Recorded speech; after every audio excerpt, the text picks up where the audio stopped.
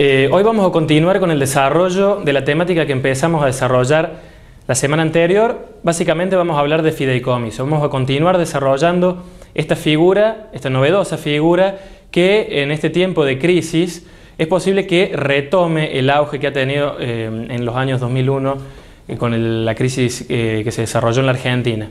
En tiempos de crisis esta es una figura muy importante porque, como dijimos en el programa anterior, permite la asignación a un fin específico de un patrimonio separado, independientemente, invulnerable los patrimonios personales, tanto de aquel que aporta los bienes, el fiduciante, como de aquel que los administra, el fiduciario.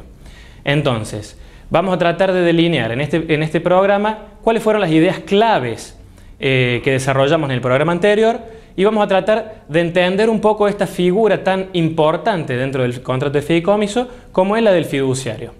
Vamos a ver en qué casos también se puede ampliar la responsabilidad del patrimonio fideicomitido y en qué casos se puede ampliar la responsabilidad al propio fiduciario, los bienes del propio fiduciario. Ya vamos a ver que esta separación patrimonial, que en un primer momento parece invulnerable, existen determinados supuestos que, digamos, podemos avanzar un poquito sobre los bienes, extender, digamos, la responsabilidad a otros intervinientes, no solamente limitarla al patrimonio fideicomitido.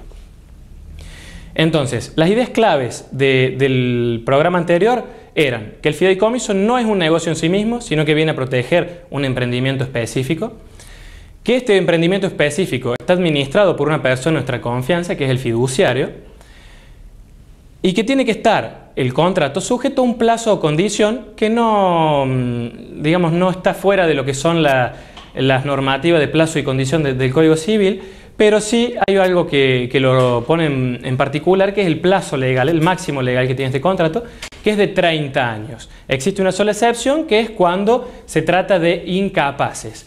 Digamos, se administran bienes a favor de incapaces, en cuyo caso el contrato puede durar de por vida. Por supuesto, la vida del incapaz.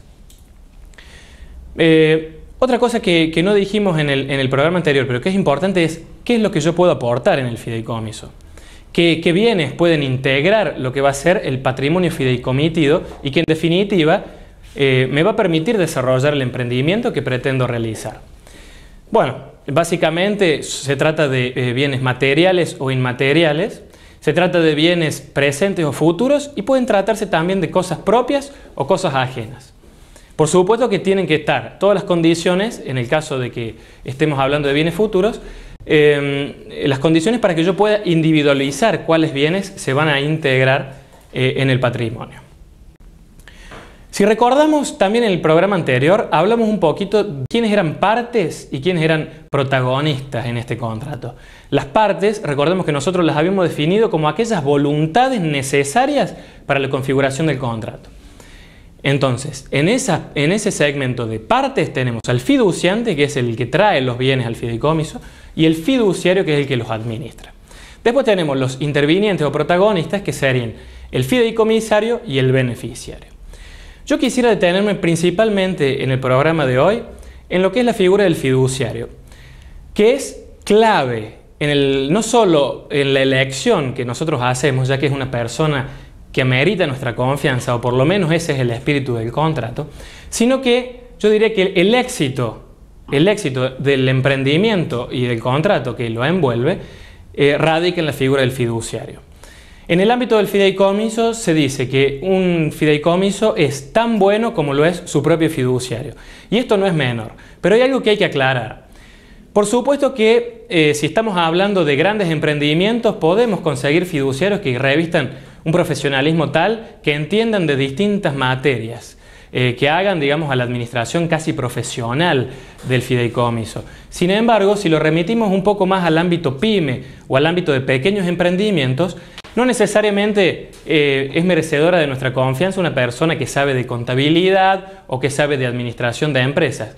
El espíritu del contrato no es encontrar quién es alguien que sepa de todo. Por supuesto que yo le delego la responsabilidad de la administración del patrimonio fideicomitido al fiduciario, pero el fiduciario, que es merecedor de mi confianza, va a poder delegar funciones a profesionales capacitados e idóneos en temáticas específicas. El ejemplo más común es el tema de la contabilidad. Ya vamos a ver por qué la contabilidad reviste gran importancia en el tema del fideicomiso. Entonces, no necesariamente el fiduciario tiene que conocer de todas las materias que revistan el emprendimiento. Yo puedo contratar, digamos, con un fiduciario que no sepa de arquitectura o de ingeniería para un desarrollo inmobiliario. Entonces, él delegará en una empresa constructora, si es que no le aporta otro fiduciante, para desarrollar el emprendimiento. Pero sí sabe cómo vender el negocio, sabe cómo presentarlo, tiene inversores. Bueno, no necesariamente las características tienen que ser completas. Él va a poder delegar las funciones, pero hay algo que no va a poder delegar nunca y que es su responsabilidad. Digamos, él tendrá la elección, la culpa in eligendo si elige algún profesional que trae algún problema al fideicomiso y deberá responder a terceros y a los propios beneficiarios o fiduciantes. ¿Quiénes pueden ser fiduciarios? Bueno, básicamente no hay limitación, puede ser tanto una persona física como una persona jurídica. En realidad, para hablar con propiedad de una persona de existencia ideal. Por supuesto que quien va a revestir el carácter de fiduciario, quien va a firmar, va a ser el presidente de esa persona de existencia ideal. Sobre él va a recaer la misma responsabilidad que caería sobre una persona física, pero actuando en nombre de la sociedad, por supuesto. Puede ser único, plural. ¿Es necesario elegir una o más personas? ¿Cómo lo estructuro? Bueno, básicamente el contrato puede estructurarse de distintas maneras. Ya dijimos que es una figura muy versátil. Yo puedo elegir un solo fiduciario o puedo elegir varios. También puedo elegir que estos actúen de manera conjunta o de manera indistinta. Eso lo haré yo en la medida de la confianza que tenga o de los participantes. ¿A qué me refiero puntualmente? Existen casos en que, por ejemplo, distintos fiduciantes aportan distintas cosas al fideicomiso. El ejemplo más claro, y para que me entiendan, es que alguien aporta la tierra y alguien aporta el dinero.